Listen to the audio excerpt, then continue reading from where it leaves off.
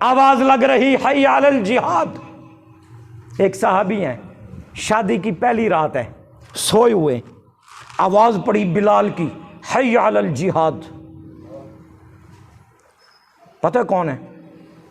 حضرت حنظلہ، ان کا باپ اس دن غزوہ احد میں کافروں کی طرف سے اور بیٹا مسلمانوں کی طرف سے، ان کی گھر والی کا نام جمیلہ بنت ابی، یہ صحابی رسول، اور اس کا بھائی عبداللہ ابن ابی منافقین کا سردار،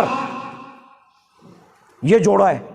آواز لگی حی علی الجہاد، صحابی اٹھا، غسل جنابت فرض تھا، صحابی اٹھا دوڑا کہ اگر غسل کرتا ہوں تو آوازہ لگ چکا ہے کہ مسلمانوں کو مدد کی ضرورت ہے، اگر میں غسل کرتا ہوں، میرے غسل کرتے کرتے صحابہ کی مقدس جماعت شکست کھا جاتی ہے تو میرے غسل کا کوئی فائدہ نہیں۔ غسل نہ کیا، بغیر غسل کے میدان جہاد میں پہنچے اور شہید ہو گئے۔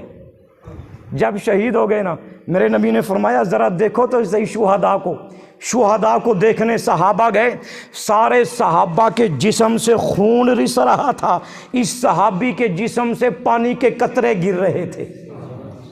صحابہ حیران، عرض کیا یا رسول اللہ، یہ آپ کا صحابی حنظلہ ہے، سب کے جسم سے خون بہ رہا، اس کے جسم سے پانی کے قطرے صاف شفاف بہ رہے۔ پیارے نبی نے فرمایا یہ اس پہ غسل جنابت فرض تھا، لیکن جب اعلان جہاد ہوا تو اس نے غسل جنابت کے فرض کو مؤخر کیا اور اس فرض کو مقدم کیا۔ اب یہ شہید ہوا، اللہ نے آسمان سے فرشتوں کی جماعت اتاری، جنت کے پانی سے غسل دیا گیا ہے، جنت کے پانی سے غسل دیا گیا۔ ایک اور یہ احد کا میدان ہے، ایک اور میرے نبی کا دیوانہ ہے جس کو حضرت سید الشہداء حضرت حمزہ کہتے ہیں، یہ میرے نبی کا چچا بھی ہے اور یہ میرے نبی کا رضائی بھائی بھی ہے، یہ میرے نبی کا چچا بھی ہے، رضائی بھائی بھی ہے، اس کو میرے نبی سے پیار ہے۔ میرے نبی کے رشتہ داروں میں سے کوئی ہجرت کر کے مدینے نہیں آیا، ایک ہی یہ حمزہ آیا تھا، باقی پورا خاندان مخالف، پورا خاندان پیارے نبی کا دشمن، پورا خاندان کوئی میرے نبی کے ساتھ آنے کے لیے تیار نہیں تھا، ایک حضرت حمزہ آیا تھا۔ اچھا، ان کو کس نے شہید کیا؟ وحشی نے۔ وحشی جنگ میں نہیں آیا تھا، باضابطہ جنگ لڑنے نہیں آیا تھا، وحشی کالا کلوٹا تھا، اس کو اس کے آقا نے بھیجا تھا کہ جاؤ تم حضرت حمزہ کو قتل کرو، اس کے بدلے میں تمہیں آزاد کر دیا جائے گا۔ اب یہ ایک پہاڑ کے پتھر کے پیچھے اوٹ میں چھپا بیٹھا تھا، حضرت حمزہ کافروں کو قتل کر کے واپس آ رہے تھے، اس نے نشانہ باندھا اور حضرت حمزہ کے ناف میں اس نے نیزہ مارا، حضرت حمزہ تھوڑا سا آگے چلے، شہید ہو گئے۔ اب پیارے نبی حضرت حمزہ پہ اتنا روئے کہ تاریخ میں اتنا پیارے نبی زندگی میں کبھی نہیں روئے۔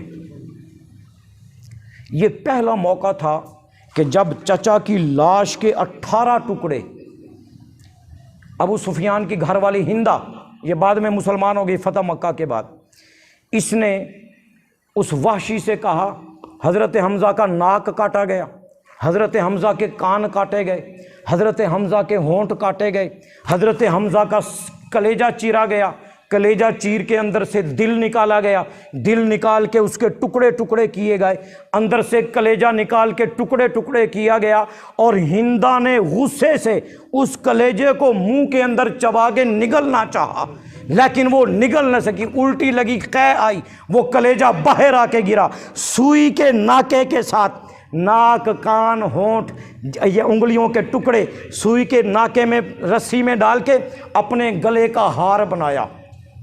18 لاش کے ٹکڑے جب میرے پاک پیغمبر کے سامنے آئے نا، تو میرا تو نبی وہ تھا کہ جو کسی غیر کا دکھ برداشت نہیں کر سکتا تھا۔ کیا فرمایا، کیا فرمایا، کیا فرمایا، فرمایا لو تدخل شوکۃ فی رجل احدکم لوجدت علمها، اے میری امت، جب تیرے پاؤں میں کانٹا چبھتا ہے تو تکلیف محمد مصطفیٰ کے دل کو ہوتی ہے۔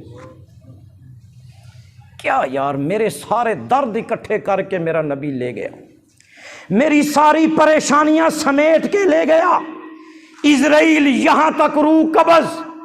خیال آیا امت کا، فرمایا اسرائیل ٹھہر، کیا میری امت کو بھی اسی طرح تکلیف ہوگی؟ عرض کیا یا رسول اللہ میرا تو آپ کو تکلیف پہنچانے کا ارادہ ہی نہیں ہے، مجھے تو حکم ہے خبردار میرے حبیب کو تکلیف نہ پہنچے۔ یا رسول اللہ امت کو تو اس سے بھی زیادہ۔ پیارے نبی کی آنکھیں آب دیدہ ہو گئی، فرمایا اسرائیل ٹھہر جا، جا میرے اللہ سے پوچھ کے آ کہ میری امت کو تکلیف ہوگی؟ جی ہاں یا رسول اللہ ہوگی۔ فرمایا اسرائیل ٹھہر جا، جتنی تکلیف تو نے میری امت کے آخری فرد تک، جتنی تکلیف تو نے میری امت کو دینی ہے، آج محمد کے سینے پہ نکال دے۔ ہائے ہائے ہائے یار، تو نے اتنی بے وفائی کی، تجھے اگر محمد الرسول اللہ سے بڑھ کے کوئی شخصیت نظر آتی ہے تو چھوڑ جا، تجھے اگر پیارے نبی سے کائنات میں کوئی اور حسین نظر آتا ہے تو جا چھوڑ جا میرے نبی کو، اگر تجھے کائنات میں میرے نبی سے زیادہ کوئی دلکش نظر آتا ہے تو جا چھوڑ جا، تجھے اجازت ہے کسی کے حسن پہ مر، تجھے اجازت ہے کسی کے جمال پہ مر جا، تجھے اجازت ہے کوئی قد آور شخصیت اللہ کے بعد محمد الرسول اللہ کے بعد کائنات میں تجھے نظر آتی ہے تو جا اسی کے پاس چلا جا۔ کائنات کے رب کی قسم، اللہ کے بعد اگر کائنات میں کوئی ذات ہے تو محمد مصطفیٰ ہے۔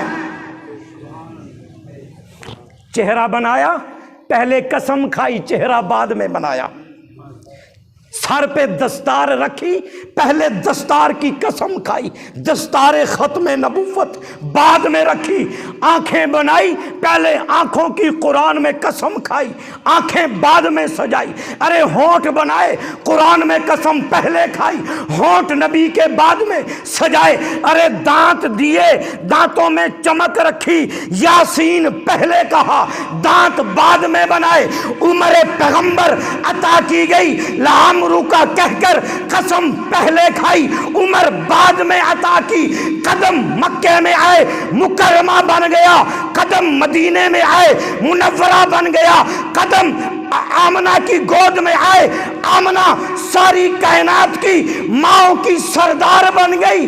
ارے قدم حلیمہ کی گود میں آئے، حلیمہ ساری دائیوں کی سردار بن گئی۔ ارے قدم ابو بکر کے سینے پہ آئے، ابو بکر اتنا آگے بڑھا، اتنا آگے بڑھا کہ سارے صحابہ بعد میں، ابو بکر پہلے۔ یار اسے چھوڑ کے جا رہا ہے۔ تم نے کی ہے ان سے امید وفا، جو نہیں جانتے وفا کیا ہے۔